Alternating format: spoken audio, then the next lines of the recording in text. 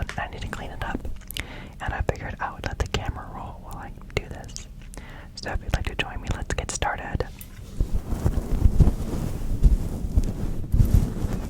You ever find things that you know shouldn't be there? A cat hair.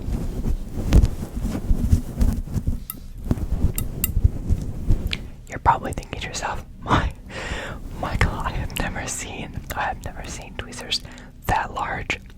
Are you a tiny person? Maybe.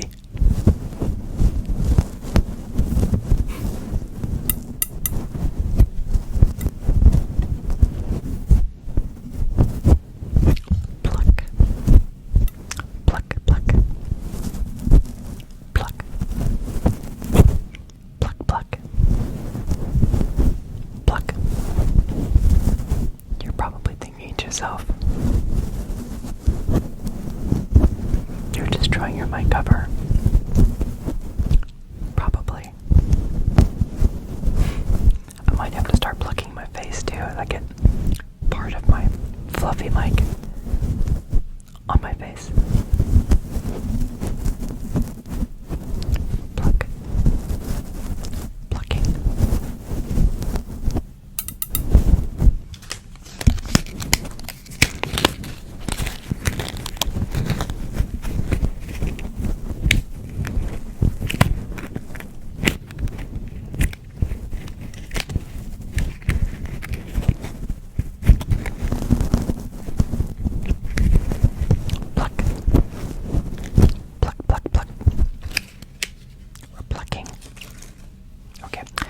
That was just the mic cover. We're going to try a different cover now.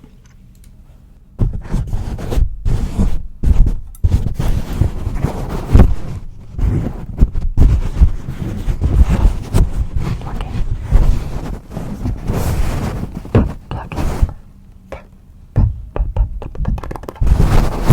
Plucking. Definitely have some of that mic cover in my mouth.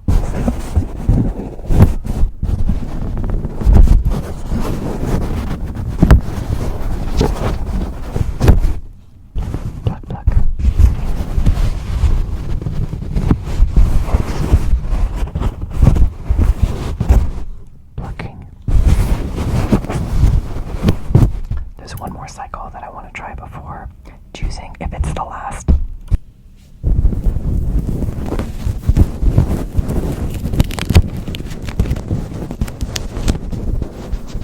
This was the cleaning cloth.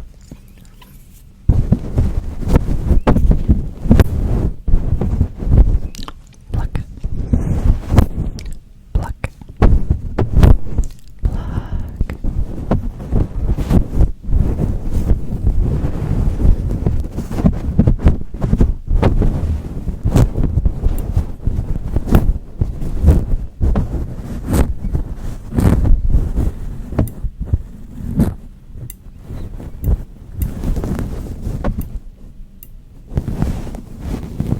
See, we're finding things and removing them.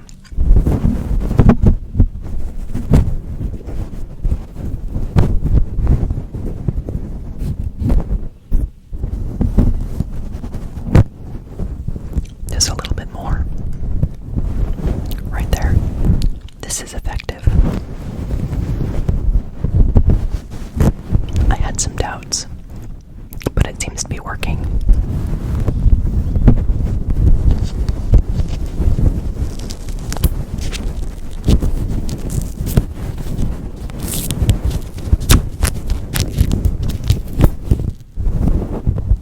Just a little bit more. This is good. We're making some progress.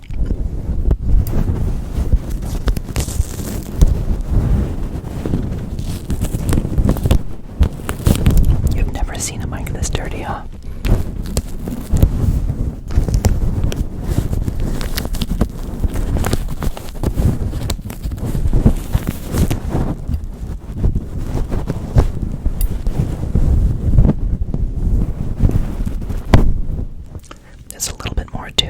to see a little bit. Some of them are really small. They're small, but it's still there. Kind of like if you're eating a salad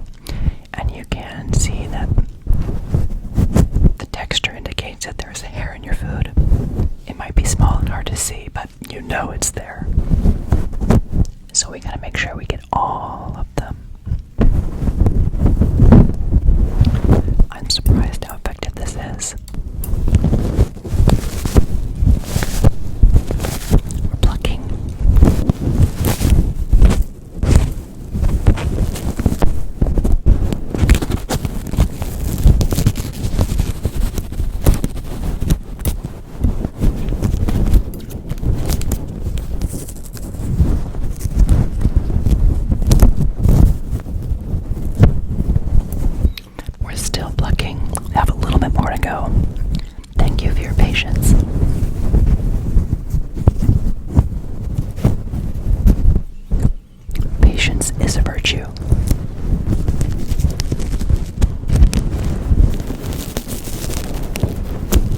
There's quite a bit of stubborn pieces left.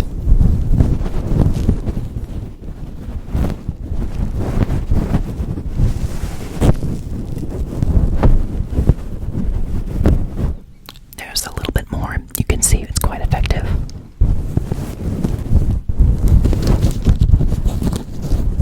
If you have a mic, you should probably make sure that you also use your tweezers and get off all of the things that don't belong.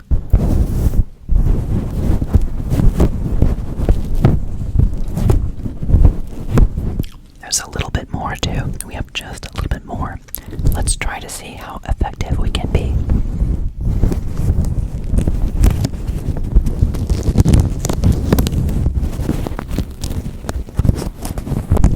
This can be a very delicate process.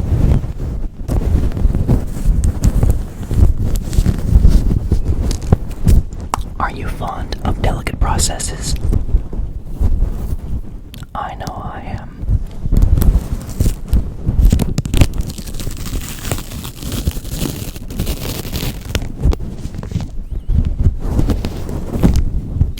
There we go. Now it's working.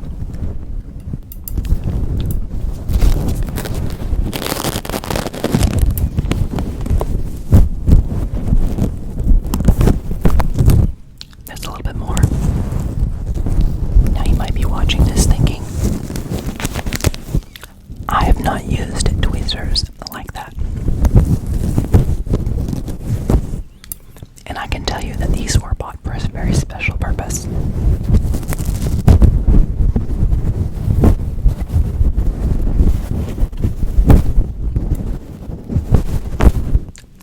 So these aren't normal tweezers. And you can see if there's a dark background, you can see a little bit better what we're getting. So, in one of my previous videos, I had shared about pet moths. You're probably thinking, that's unusual. It's a heartwarming story. I don't normally have pet moths, but like we have gift moth. Every day is a gift. And so in order to feed the moths, I put little sponges or little Q-tips. I have a Q-tip here. Let me grab one and see if we can do that with the mic. So you can see on the Q-tip, you can pull off some of the cotton like this. Could try to add some to the mic.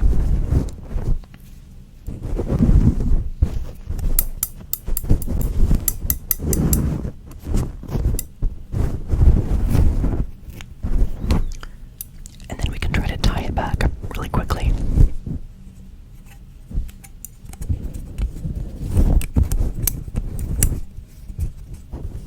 And tighten it up. Get it really tight.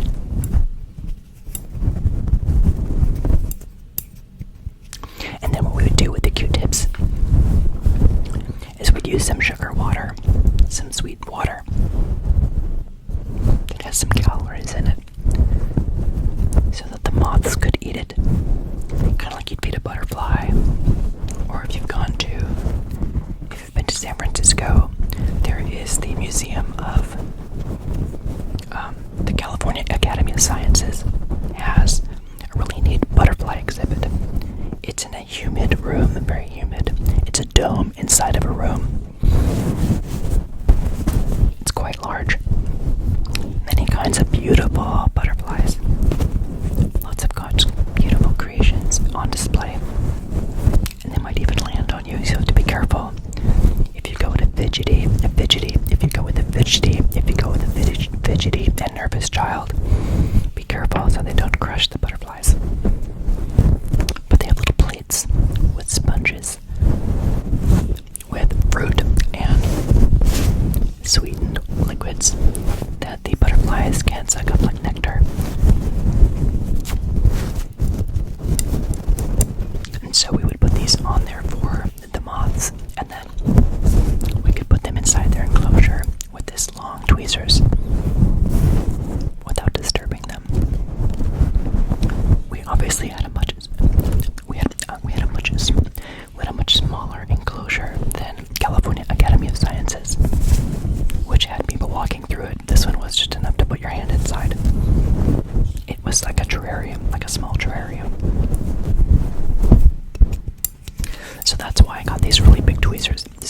these look really interesting or different. They were there for a special purpose.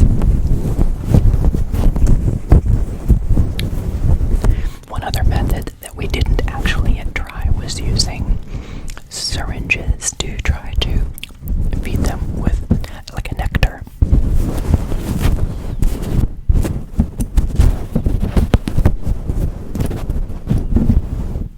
Have you had a pet? How did you feed your pet?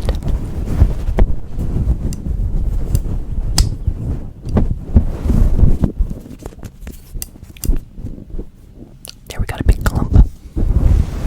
This is very effective.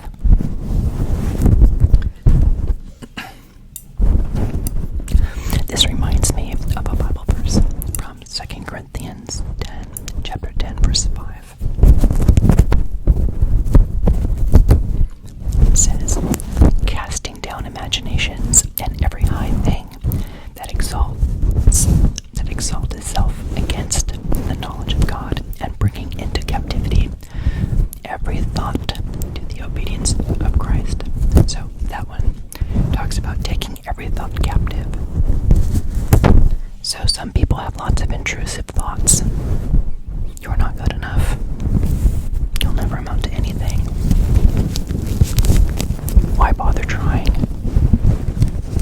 Why love someone who's hurt you so much? So many thoughts. You gotta pluck the thoughts. Take them captive and submit them to the obedience of Christ. And God is love in Christ. So pluck those thoughts. Pluck those negative thoughts. Don't dwell on them. They'll just grow in your mind. And grow more negativity as fruit.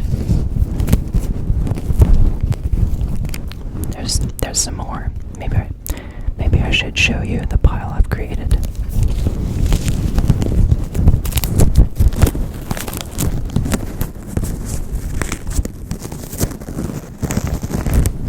This is working really well. So if you've had negative thoughts today, pluck them. Pluck them. Pluck them. Don't let them grow.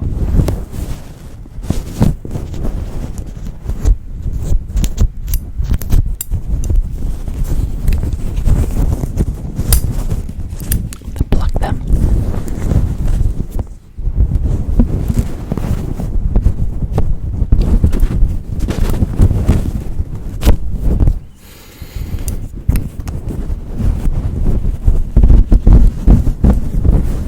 Pluck them.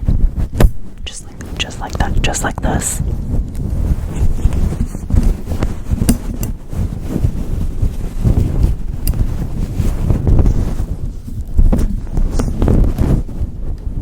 Don't let them stay around. Don't give them room to grow.